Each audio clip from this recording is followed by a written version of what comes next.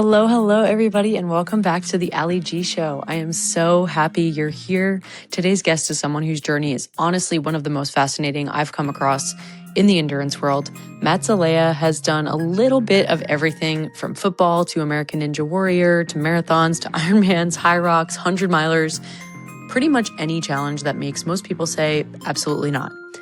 But what I loved most about Matt and his journey isn't just the races or the PRs, it's the mindset behind all of it. We talk about why he keeps chasing things that scare him, how he's dealt with injuries and setbacks, what endurance sports have taught him about life, and how all of those experiences shaped the coach he is today. So if you're training for your first race, chasing a big goal, trying to bounce back from an injury, or honestly just looking for a reminder that growth usually lives on the other side of discomfort, I think you are going to get a lot out of this conversation with Matt. We also get into coaching, Hyrox, Peloton, Brooks, what's next for him this year, including some pretty awesome race goals. And of course, we wrap things up with a little running hot take and a playlist edition. So with that being said, let's get into it. Here's my conversation with Matt Zelaya.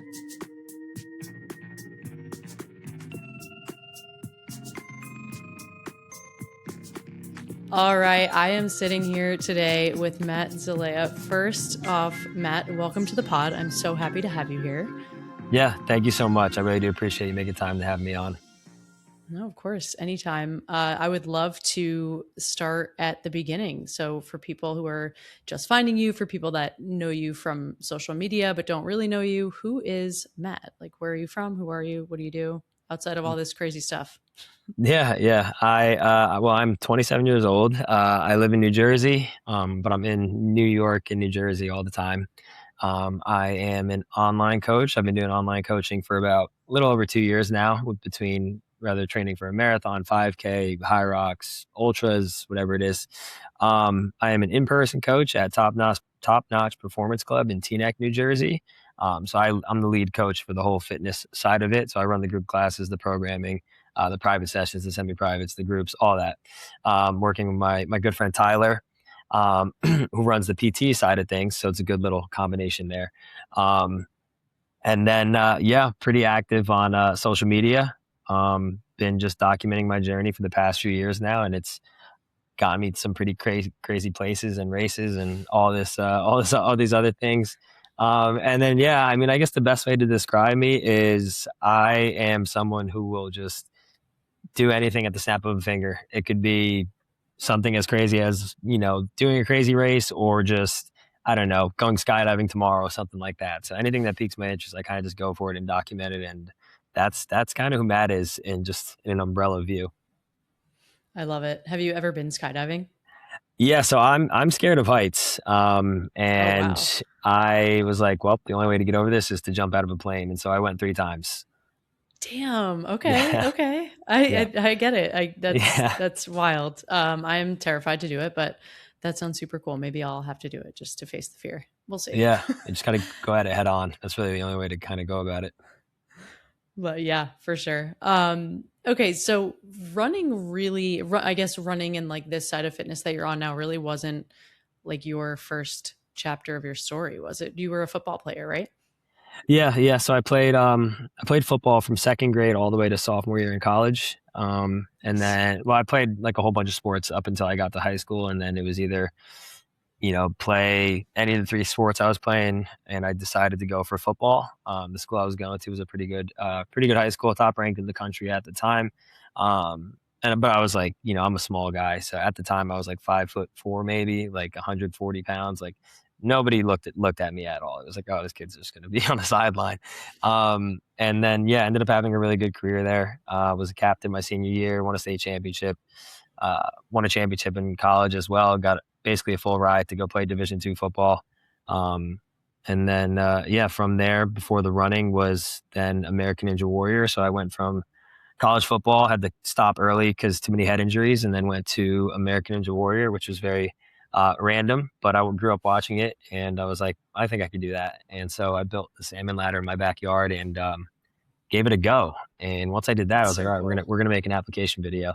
And it was good timing as football was ending, so that kind of came right in. I competed in a few little leagues around the area. Was on the show on season 11, and then once I didn't get the call for season 13, I was like, all right, let me try some Spartan races and stuff because they're very similar. I think I could run. And then I ended up placing like top 10 in both. And I was like, okay, maybe I can run. And then half marathon, David Goggins came in there somewhere somehow. And I ended up just jumping to a full Ironman and everything. So yeah, a lot of just a hard domino effect with my athletic career. That is crazy. I feel like it's like that for, I mean, not as unique as everything you've done, but I feel like it's always like that domino snowball effect where you're like, oh, I did American Ninja Warrior, and then now I'm going to run a half, and now I'm going to run a 5K, and like do all of these things. And now you've really found endurance sports, and you do a lot, of course.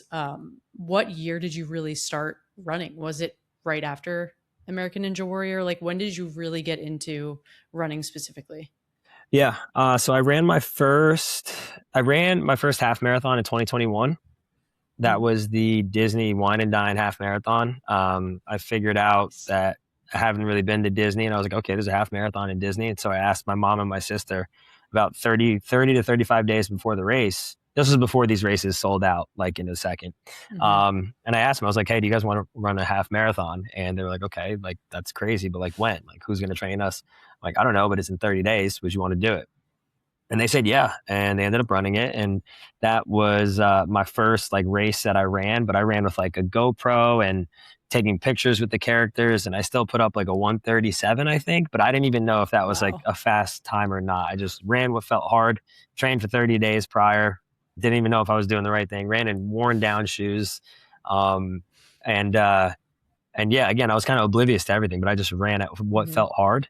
And then yeah, from there, I would say 2022 is where it really kind of picked up, and then into 2023 is where the wheels just kind of got rolling there, and it was just like we said before, just a domino effect from races. So I would say I picked it up leisurely in 2021, and 2022 it kind of locked in, and then Mm. 2023 was the bigger year.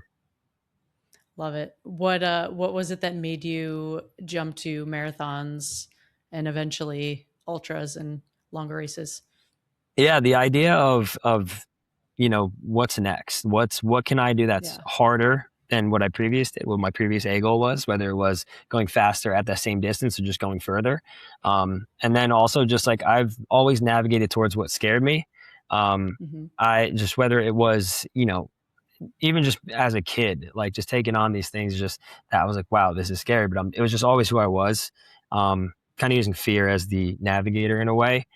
And the marathon scared the heck out of me because I was like, "There's no way I'm going to be Yeah. doing this." I don't really like running that much, um, and I had no coach, had no knowledge on anything. I just watched Nick Bear's sub 3 YouTube videos and would screenshot certain workouts he did. I split up my week the exact same way, used the same gels, bought the same shoes. He was kind of just my guide in 2022 Hmm. to then go out and run my first marathon. And uh, it was I mean, I set the bar pretty low. I ran on the side of like a trail. I ran like on a trail, essentially. It was like a gravel dirt trail on the side of a stream, and it was three Hmm. times out and back, no spectators, bushes on one side, stream on the other, and it was Wow. an open trail basically. So people were pushing their strollers. There might have been 250 runners. So Wow. was not the New York City Marathon. I had a very, uh, I would say, a rough go at the first marathon, but I'm grateful for it because anything race I did after that was just a huge step up. No, for sure. I always say, I, you don't know me, so I'll tell you the story. But people that listen to my podcast know the story. My first like full marathon was Martha's Vineyard, and Mm. when I showed up, the expo was in like this little like square full of grass, and there was like one tent and two people working, and they're like, we're getting the tracking in order, we don't really know what the course map is going to be. And I was like, you don't know what the course map is going to be, it's tomorrow, like I'm not really sure what we're supposed to do. But it was a BQ, and I that's Mm. why I was doing it. And it was literally just me and like two guys the entire race in the middle of like the state forest. But I That was your wouldn't trade it first, because my first full marathon ever. No, I mean, barely any spectators, maybe yeah. like when we got back to the finish line. And you BQ'd. You But BQ'd on your first one. BQ'd on the first one. Awesome. Wow, Crazy. Was that's able to awesome. just lock in, I guess, without all Yeah, the cheering and screaming and yelling and sets music. the bar But low. I know it really does. Was Yeah. there anything that like compared to, obviously you learned a lot from the Disney half to the first marathon, but were there things that surprised you specifically that you learned from watching videos and training and doing things? I don't want to say the right way because there's, but like having new shoes and good shoes Yeah. without miles on them.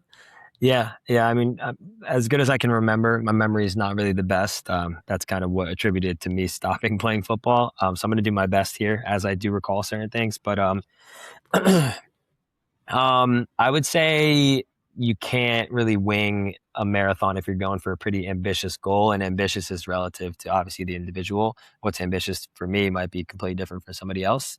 You can't really wing it, although the consistency between the races I initially started doing was I never had like the perfect prep timeline. Like my first marathon prep was 7 weeks long, and I was just coming out of the hospital with like a random kidney thing that popped up. And then the doctors gave me the green light to start training, and there was only 7 weeks left. So I was like, now we got to kind of do it. Yeah. And then there was a whole bunch of other things with like, when I got into the Ironman and other things like that, like I've had very tight timelines and I never really have had the perfect start to these things. So I think just throwing myself into the fire gave me a different perspective on everything to really appreciate when I did have that solid 12-week prep. Little injuries pop up here and there, but was able to kind of come in with a base and build on that and get into the race somewhat healthy compared to just throwing myself into the fire. But yeah, half marathon, I learned that you can't really wing ambitious goals pretty much. Yeah. Yeah. I think that's the hardest part about this sport is that everything takes so much time and people get antsy, including Yeah. myself. I definitely get antsy until you learn that, like, okay, the next PR might not be for a few years. And then when you get it, it's going to be another few years. And you can have Yeah. these mini goals in between, but the ultimate goal still stands.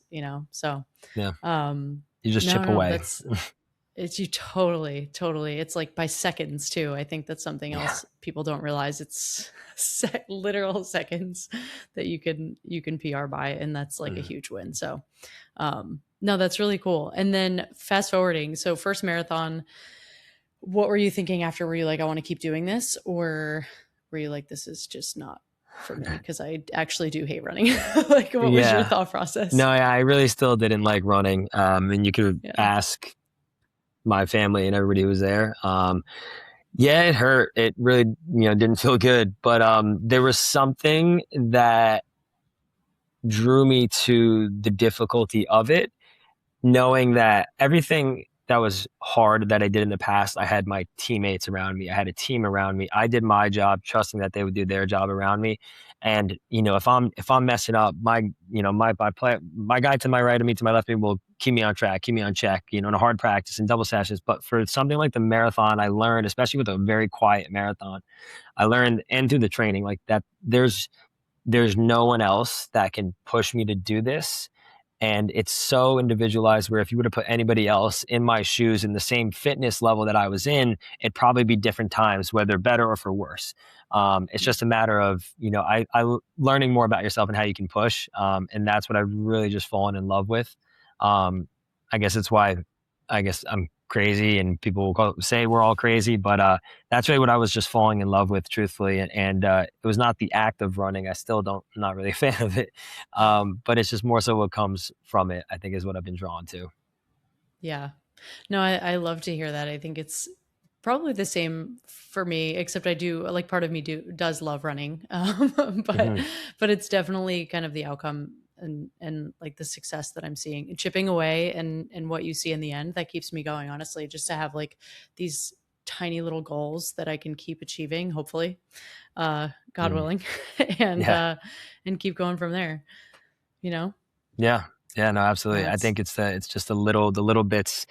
It's the accumulation of all the work just to get that little bit of a PR and that little bit of PR. And like, although they're small PRs, small little bits and pieces, it's just you kind of gravitate to it because you just know how much work was put in just for that small of a gain. But it's like, wow, if I keep doing that, then if I zoom out, it's going to be a pretty big mhm. gain over the course of like 2 3 years, 4 years, Yeah. 5 years. So it's just but then again, like what you said before, it kind of pushes some people away because it's like, wow, it takes time to build endurance, it takes time to do all this. You don't get the Mhm. strength gains in the gym right away like you do with running. So it Totally. definitely is a patient game for sure. Yeah, for sure. And in the mix of all of this, when did the Ironman's Spartan races, I know I'm jumping around here, but Yeah. Ironman Spartan races, Hyrox, like when did all of that come into play and how does it kind of coincide with that running journey you're still on?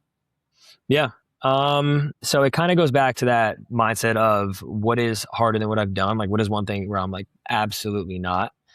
And I don't know if I was like reading David Goggins' first book at the time or there was a podcast or something, but I remember I was sitting at my desk back there. I rearranged my room a little bit and it's a little bit of a mess, but I was sitting at my desk back there and I remember clicking the sign up button for my Ironman for a full Ironman. And I was like, I want to do it on my birthday. I did my marathon. I want to just make that jump to a full Ironman. I've only had a half marathon and a marathon under my belt. I wasn't swimming, wasn't biking, didn't even have a bike yet. And Mhm. I was like, we're just going to do it. We're going to do it. Didn't really have a coach. I was using TriDot as like a guide and then kind of whatever I thought would work out.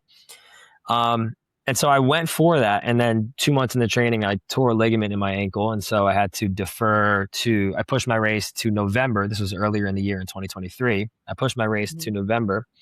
And then once I came out of the injury, I was like, okay, I got to find a coach. And so I found a coach and I set a marathon for, what was it? It might have been September, I think it was.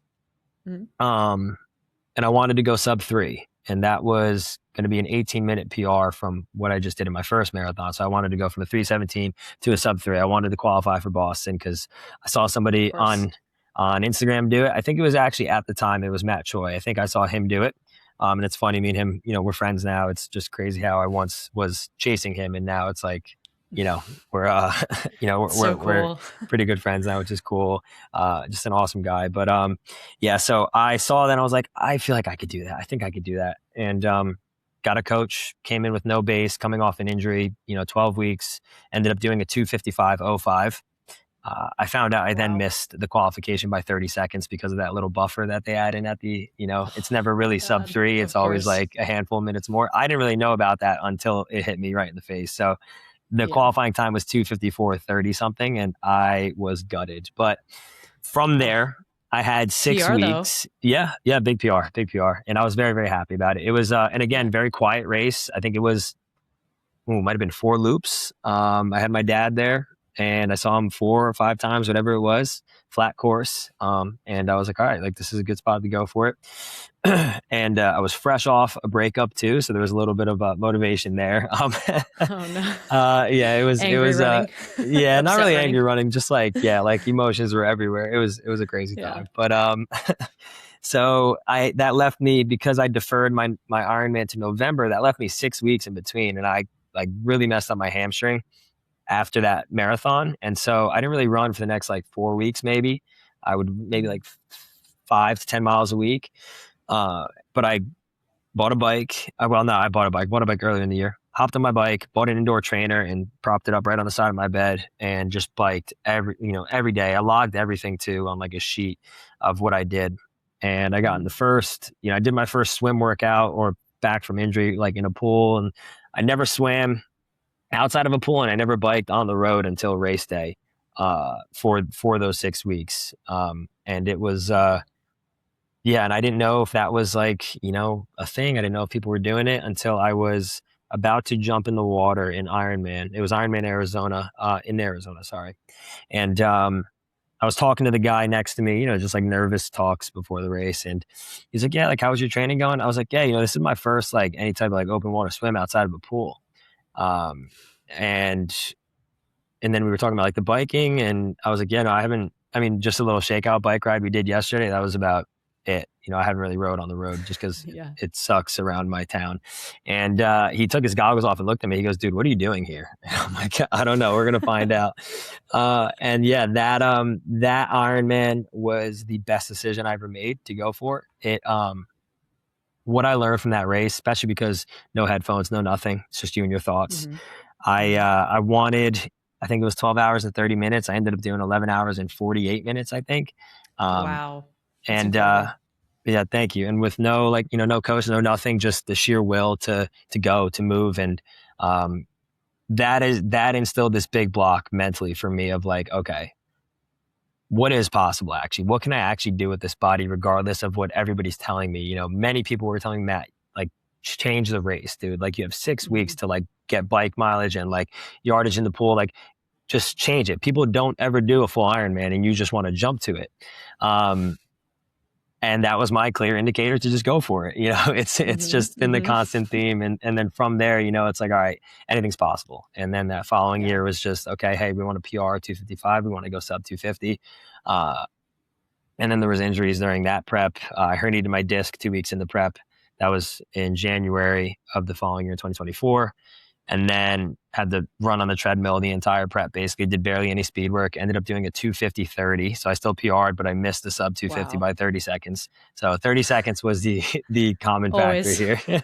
But man, I ran my heart out that race. But I ended up qualifying for Boston, which was the goal. And then, yeah, from there, just the races kind of toppled over. I did my first, I did a last man standing in Maine in August in 2024.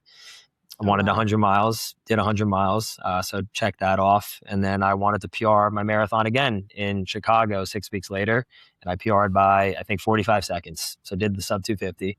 Wow. And then, yeah, 2025, 2025 was a pretty crazy year. I mean, I did Leadville 100, and then 2 months later, 2 months later, I wanted to PR my 249. I did a 248. And then I got into Survive the Night at BPN, the Bear Ranch. It was a 50-miler race. I did 6 hours and 52 minutes, I think. Finished 8th overall. And then what did I do after that? I think that's where the Hyrox and stuff started coming in. But I would sprinkle in Hyrox throughout the year. Never really put in like a big block for it. I was running some half marathons and other things like that, as like certain part of the marathon blocks and training blocks. But yeah, Hyrox, I didn't really take seriously until December of last year. And I started a pretty big, like 5 to 6 month training block for it. And then now I'm out of it. And now we're into a whole, back into my sweet spot, basically. So yeah, that's the story of kind of a little rundown of just the progression of it. Yeah. So many PRs, so many miles for someone who doesn't really love running. I love that. Tell me about the 100 milers. Like, what's your mindset going into that? Because you gave yourself like ample time to train for those. So you might have had back-to-back races, but yeah. So there was always like the big A goal, and then that fitness kind of trickled into the Wine Glass Marathon and the Chicago Marathon and all these other things. I think it was a 13-week or 12-week block, and I had a coach for the last man standing race that I did. And the mindset coming into it really, in training, we did a 50-mile training run, and I felt great. I was like, wow, like if I feel like this, I could do 100. That was very ignorant of me. Come race day at mile 34, I'm like face down in the grass with tears falling down my eyes just from how much pain I'm in, like involuntary. It's not like I'm crying. I'm like, oh, this sucks. It's like my body's physically like tearing up right now from the amount of pain. When my former coach, and then she's also was the PT there to help, when she was like digging into my leg, and I'm like, I have 56 miles left, and I look like this, and this is how I feel. And so the mindset going in really was like, I'm just going to stick to my plan, because it was a 4.2 mile loop every hour on the hour. I have my fueling strategy. I have everything that I need. I have a great crew. I'm like, we're just going to focus on every hour. That's it. I can't worry about ahead if I don't worry about right now. And then it became, okay, you can't really run because your IT band on your right knee is, 8 out of 10 pain. So we got to favor the left leg. 15 miles go by, and, now the left leg goes, and now it's like, okay, well, hey, that pain is worse than what was on the right leg. So now we got to kind of just hobble on both and see what happens. But it came down to the idea that no matter how much pain I was in, and as unbearable as it was, am I still able to stand up, walk to the start line, and finish these loops still with like 8 to 10 minutes left? And the answer was yes, every single time. And there was no way I can stop if I'm answering yes to that every single time, because then that's just me quitting on myself. It's not my body quitting on me. It's just mentally, I'm like, ouch, this hurts, so I'm going to stop. But physically, my body's able to do the thing no matter how much pain I was in. And that mindset is what I learned from there. I mean, I've hurt in many other races in the past, but never for, what was that, like 12, 15, like 16 hours, I think. Hmm. Of just like, wow, this sucks. And so Pain. you really Yeah. learn a lot. You learn a lot. And I didn't have headphones for any of it. And so you really learn a lot mentally there. And I learned a lot in the ultra mindset, the ultra space after that race, which kind of carried into later in the year when I was doing other things, and then the 50 miler, and then Leadville, and all these other things. Yeah. What was the biggest takeaway, do you think, like going into Leadville and the other ultras? Yeah, I think going into Leadville was the biggest thing that I was kind of going into the prep with is like you think you're ready, but there's really more work to do. Like Hmm. I could climb all these hills around my town, but climbing up Hope Pass at mile 50 is gonna beat me down. I didn't know how much it actually was gonna beat me down until it actually happened. But there's truthfully the mindset was just you need to do more. You need to do more. It really Hmm. was, and I know it's like a hardo type of mindset, but I really knew the gravity of the race, knowing it's, you're running at average 10,000 feet above sea level and you're climbing to 12.5 and then back down in the Yeah. middle of the race. Like I'm in New Jersey, it's the ocean's 30-minute drive, so it's like, I don't know what's going to happen to my body. I'm not going to know. So my body needs to be as physically fit as it can be. And then I'll deal with the Hmm. altitude repercussions during it. So that was kind of the Yeah. mindset going into that prep. But the mindset's slightly different going into every ultra prep because it demands certain things. Yeah. No, it's a good way to look at it. And I also feel that on the Jersey front. I just moved, but I lived and grew up in New Jersey my entire life.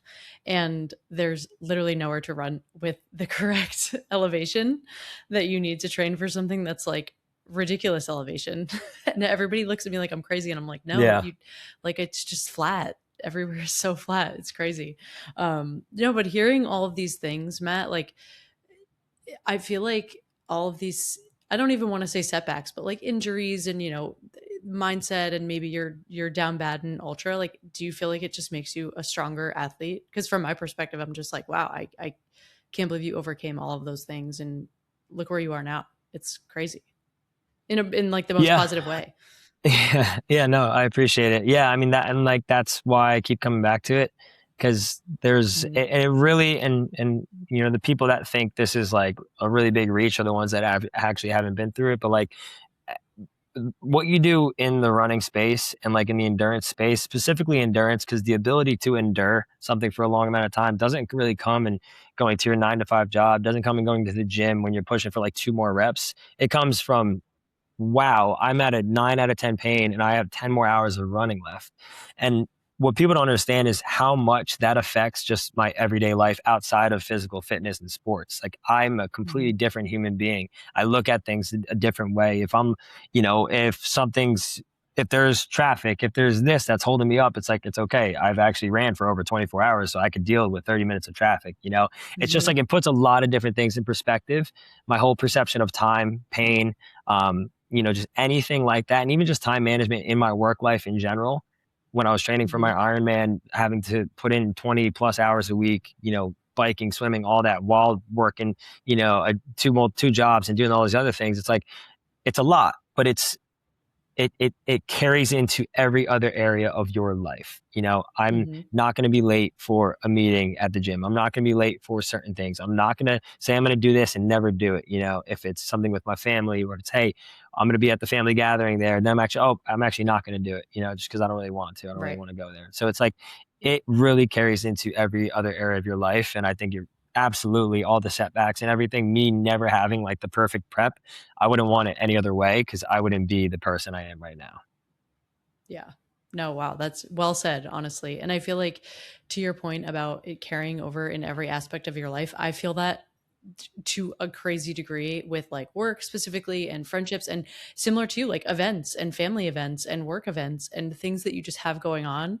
And my friends will look at me and they're like, how do you even have the energy? And I'm like, I maybe I don't, maybe I do, but like I'm Just do still it. going to show up and I'm going to do it. You just do it. You figure out a way to do it. And I've only done one ultra, nothing compared to anything you've done, but it was the loopy looper. Oh And yeah, I yeah. remember hitting like at like mile 55, I was like, I asked my coach, I'm like, what if I hit my goal of 60 and there's still time left? And he's like, well, you're going to keep going. I don't really know why you're asking that stupid Yeah, question. Like, he's like, you're just going to keep going until you can't anymore. And I had kind of a breakdown at mile 55 ish, a bad lap. And then you just, to your point, you just keep going. it's Like the you, highs and yeah, like lows. as much pain as you're in, you're like, I, I was like in autopilot mode. Like Yeah. I just kept moving. And if I was walking, I was walking. If I was running, great. Jogging, great. It's all part of the process.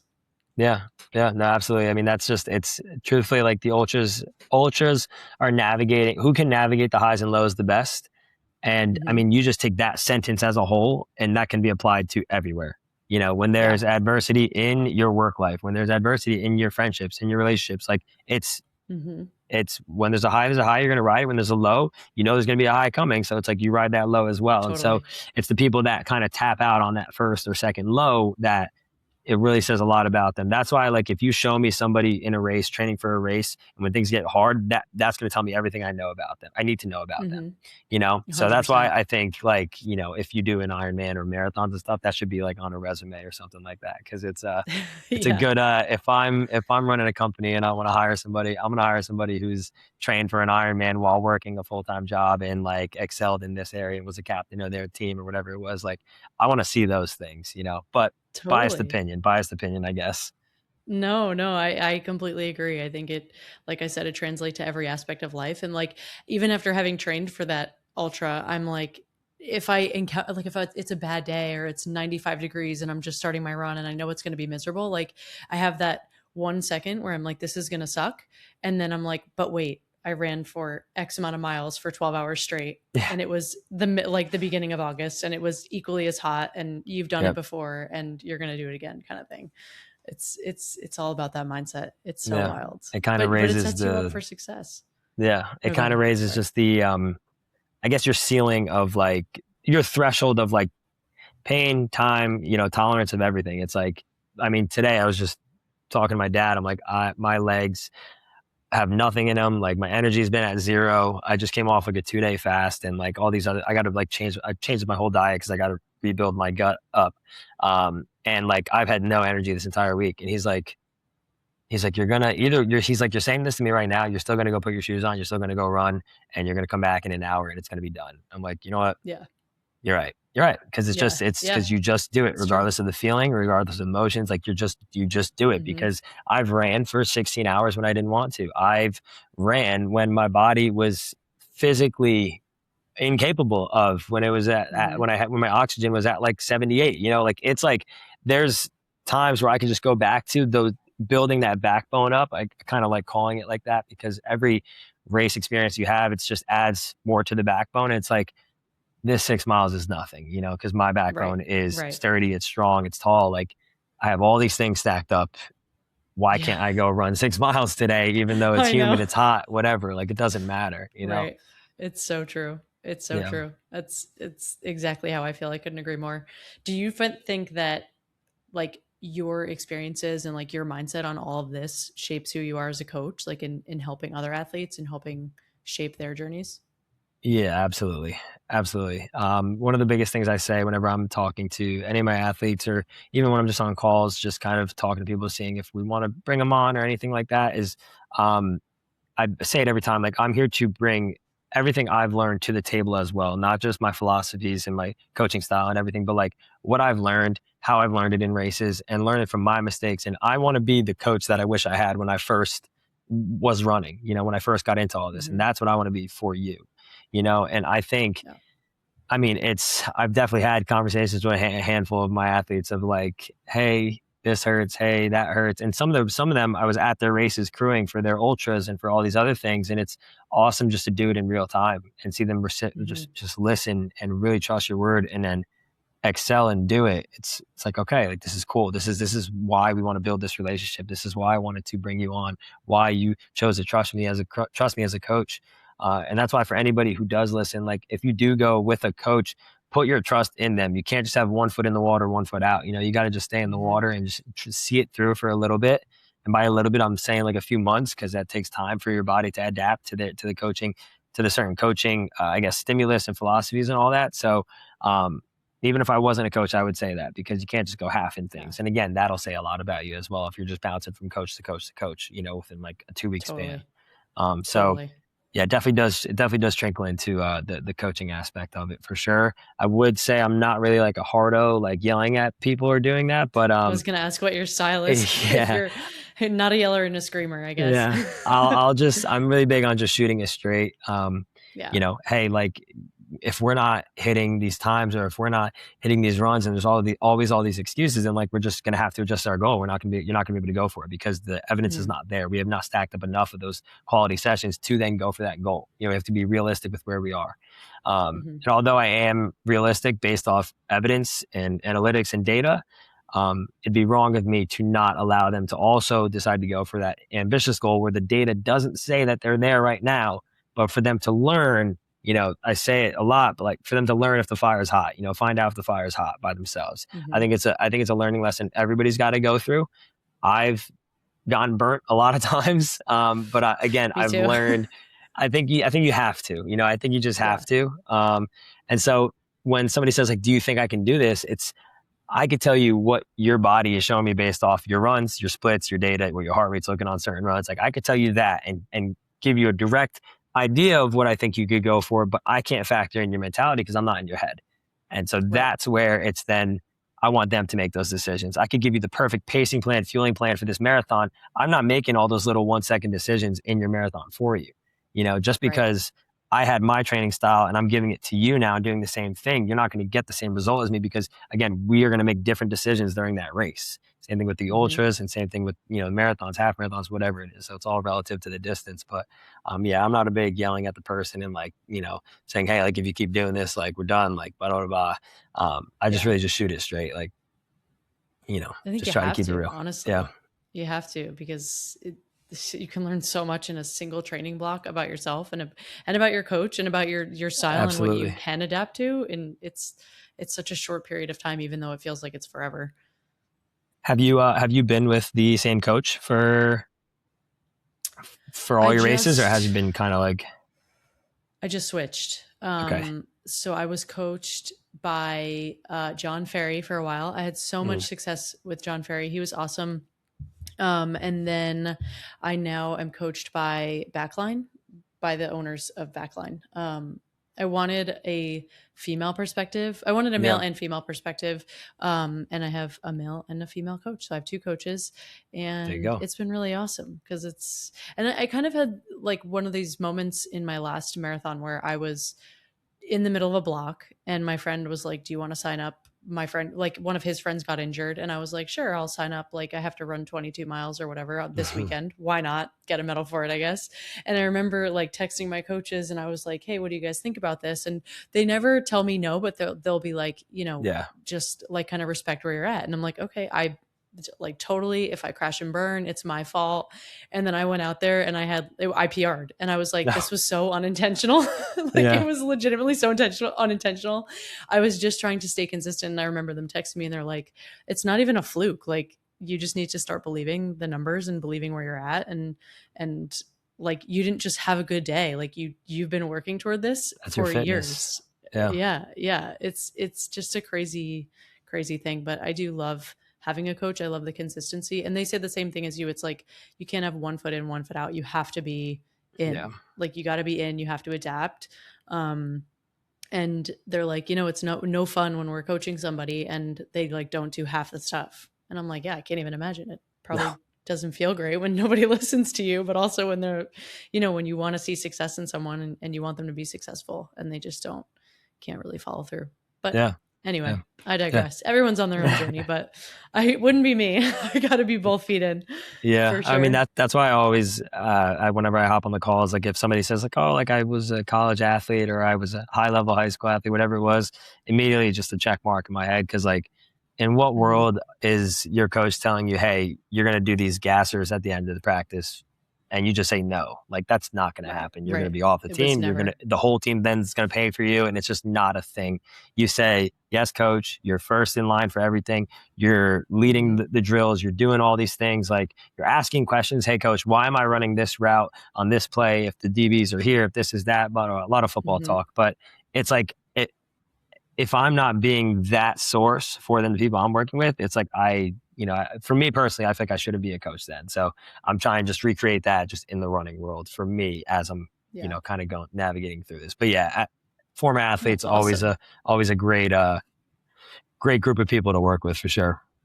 Always. It's so funny how all of it comes full circle. Like Yeah, I played soccer and lacrosse, and I'll like look at somebody and they're like, "Well, your legs are so strong from soccer." And I was like, "That was like 10 years ago in high yeah, school." Like I don't, and they're like, "No, it kind of just sticks with you. It's like muscle memory and you have this foundation, and you've been doing sprints your whole life." Because that was punishment when I was in high school. Was like in lacrosse, it was like you guys messed up, not in the game, but like if we didn't set the field up for the team when they got there, it was like, you're going to sprint back and forth for the 20 minutes yeah, before the game. So you're completely gassed and you kind of just have to figure out how to move on, you know?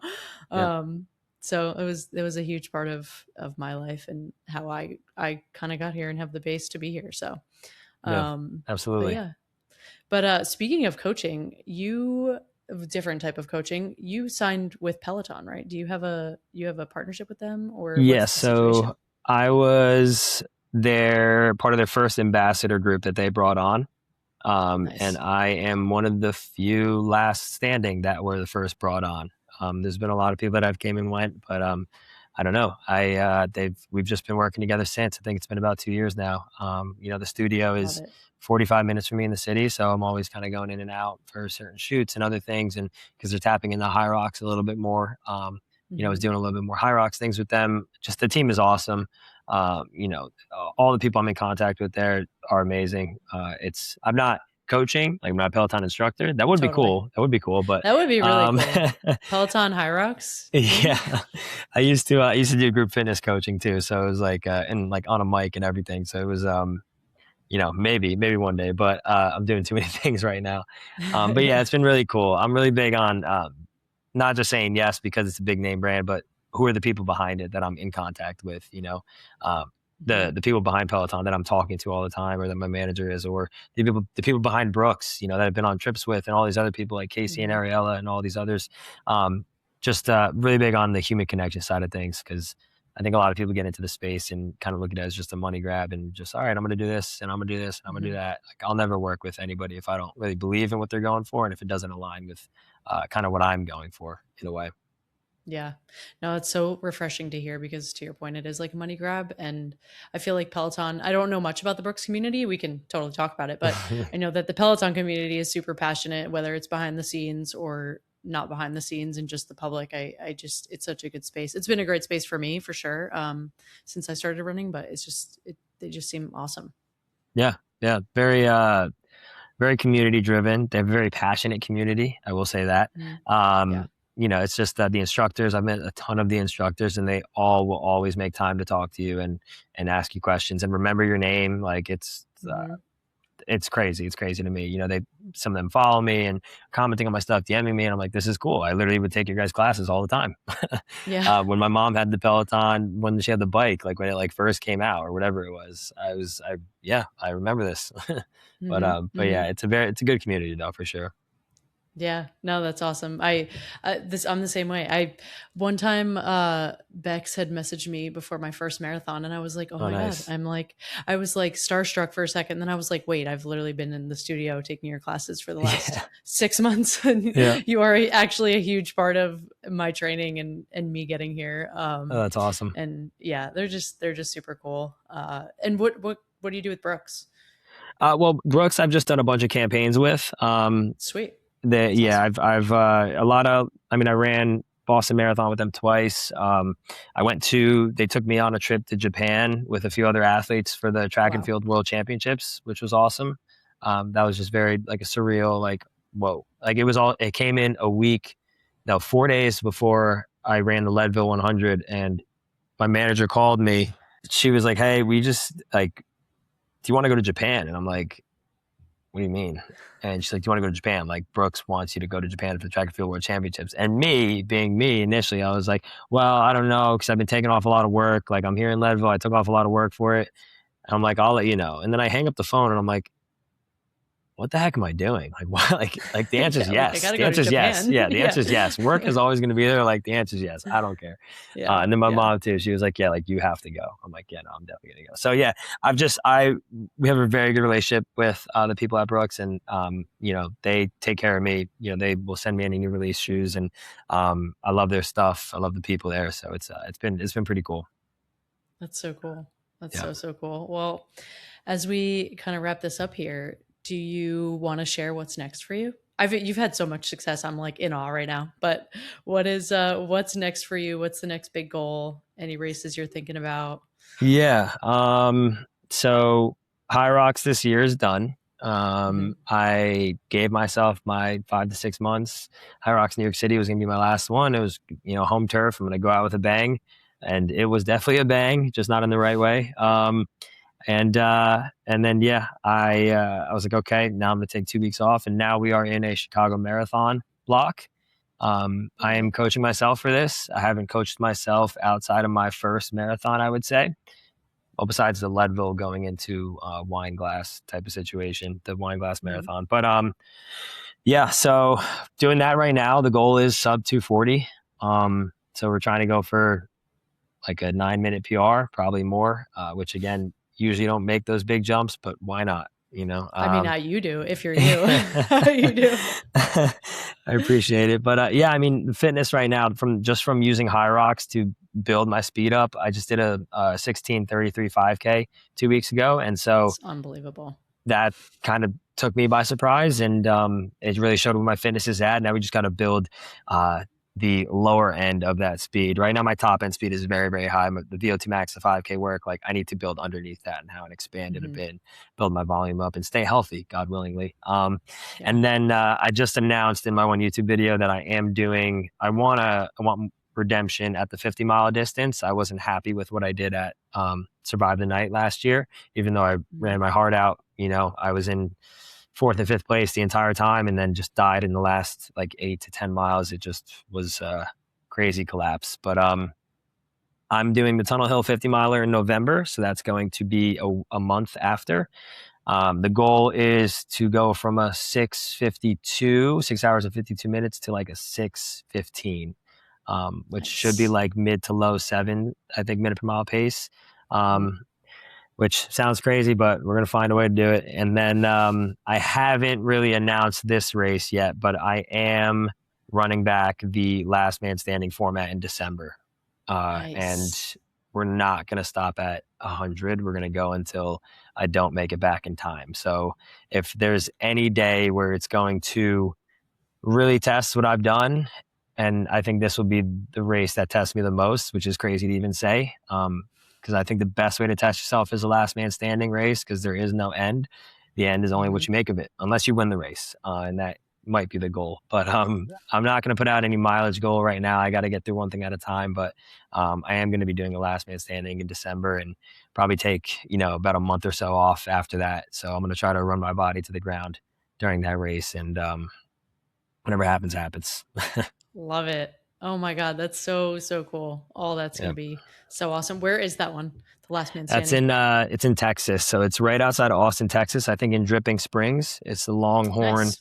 last man standing. And a guy I met when I was crewing for, I don't know if you saw, but I crewed for, it was like the Nelk Boys like 100 miler that they did. It was Kyle from, Yep. yeah. Hmm. So I was coaching one of the guys that was running, Justin, and he was like, "Hey, you want to be one of the crew members?" Sure. So I went out. That was an awesome experience. Helped out a bunch. I love crewing for ultras. It's just the ability to troubleshoot, basically.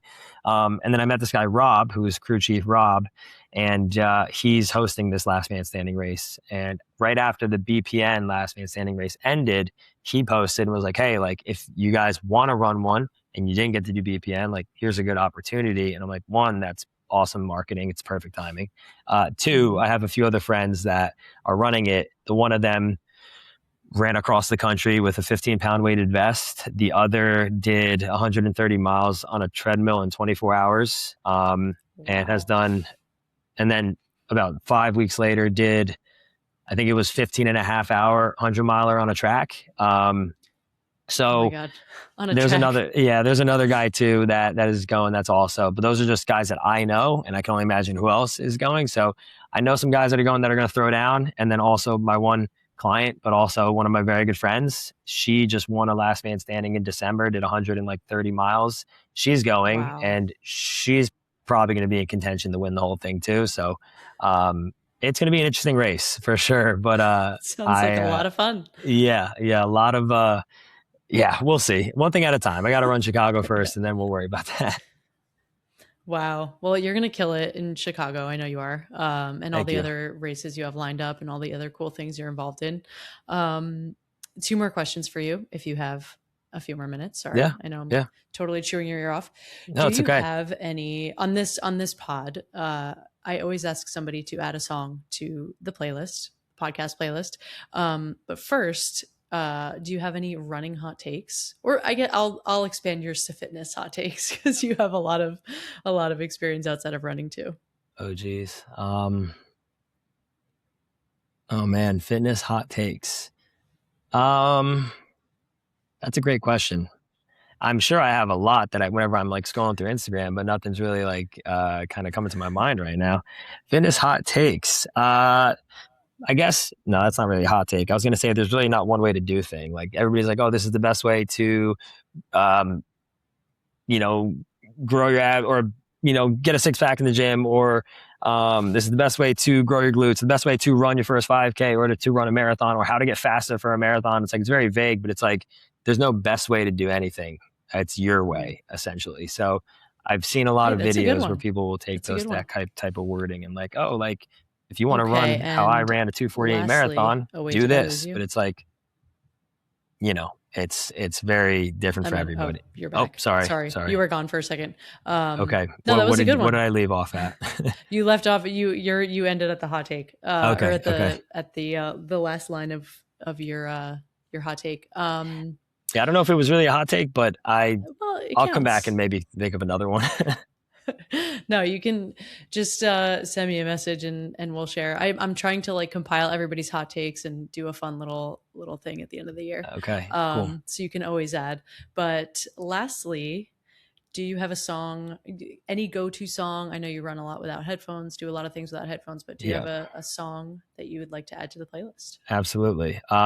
My first one that came to mind that really has gotten me through a lot of runs was "Dog Days Are Over." But I know somebody has probably said that, so I'm gonna say "How Far We've Come" by Matchbox 20. Great song. And that one, I mean, if you want to experience a runner's high, you just throw that on, and it's never failed me. That's so good. Great Yeah. pick. If Dog Days Are Over isn't on there, it might be. A lot of Florence and the Machine is on there. Actually, it's a popular one, but Yeah. I don't think anybody's ever said how far we've come. So great choices. Cool. And lastly, I swear to God, this is the last question.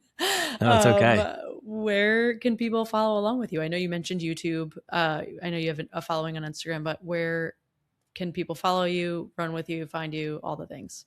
Yeah, I mean, I'm in the, if anybody's local to New Jersey, I'm in the Bergen and Passaic County area. I'm always open to training with people. I train alone all the time.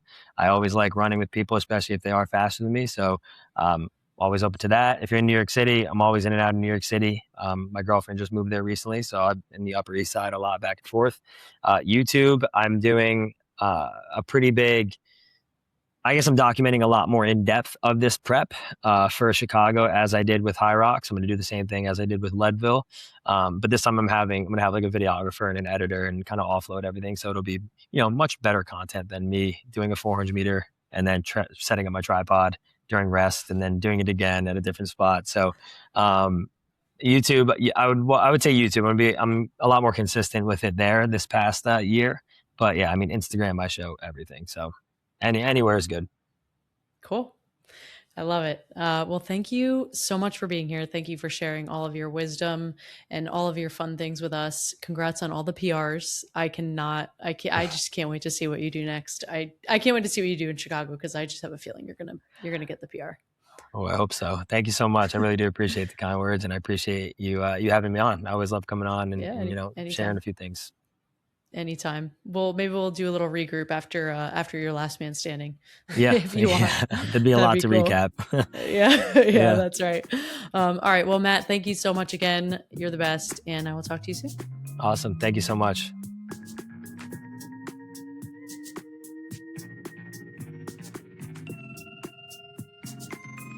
All right, everyone. I hope you all enjoyed that conversation just as much as I did. I think my biggest takeaway is that endurance sports really aren't just about running or racing or chasing faster times. They're really about building that trust in yourself, in every training block, with every setback, every finish line. It's all just a reminder that you're capable of way more than you probably give yourself credit for.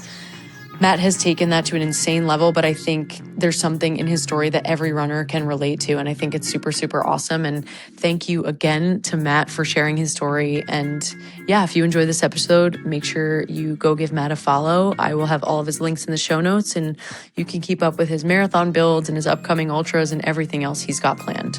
As always, if you enjoyed today's track, I'd love if you took a second to follow the show, leave a rating or review or comment wherever you listen to podcasts, and share this episode with a friend who's training for something big, who's training for something small, who's not training at all. I think it would be really awesome to hear. As always, thank you so much for spending part of your day with me. I really appreciate every single one of you. Till next time, keep showing up, keep chasing those goals, and I will catch you all on the next track of the Ali G Show. Bye.